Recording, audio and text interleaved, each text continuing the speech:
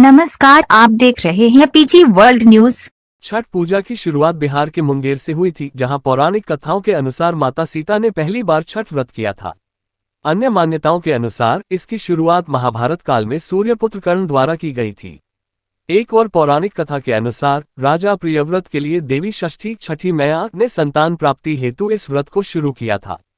पहला दिन नहाय खाए के साथ होती है छठ पूजा की शुरुआत। दीपावली के साथ होती है पंच पर्वों की शुरुआत, जिसके बाद आता है छठ पर्व, जिसका पूर्वांचल में सबसे ज्यादा महत्व है। उसके बाद पूरे उत्तर भारत में इस पर्व की धूम दिखाई देती है। छठ पर्व 4 दिनों तक चलने वाला त्योहार है, जो उगते हुए सूरज को अर्घ्य देने के साथ में समाप्त हो जाता है। चलिए अब आपको बताते हैं कि आखिर ये त्योहार कितने दिन का और कैसे होता है। पहला दिन नहाय खाए, दूसरा दिन खरना, तीसरा दिन संध्या सूर्य अर्घ्य, चौथा दिन उगते हुए सूर्य को अर्घ्य। सबसे पहले बात करते हैं नहाय खाए की। नहाय खाए छठ पूजा का पहला दिन होता है नहाय खाए। इस दिन व्रती पवित्र नदी में स्नान करके इस पवित्र व्रत की शुरुआत करती हैं। स्नान के बाद लौकी चावल और दाल बनती वही भोजन ग्रहण किया जाता है, जिससे व्रत की शुरुआत हो जाती है। छठ पूजा का दूसरा दिन होता है खरना। इस व्रती पूरे दिन 12 घंटे दिन निर्जला उपवास रखती हैं।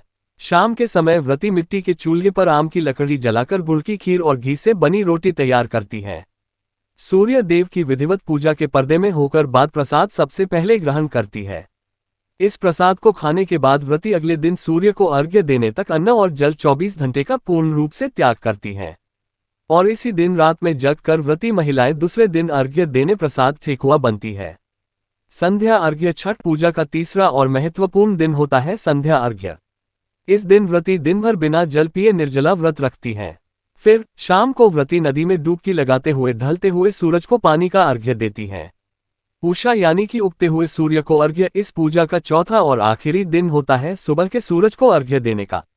इस दिन सभी व्रती और भक्त नदी में डुबकी लगाते हुए उगते हुए सूर्य को गाय के दूध का अर्घ्य दिया जाता है और कुछ प्रसाद खाकर शरबत पीकर पारण किया जाता है। उपवास रखने वाली महिलाएं पारण होने के बाद सेंध नामक का कच्चा खाना खाकर लाल साग और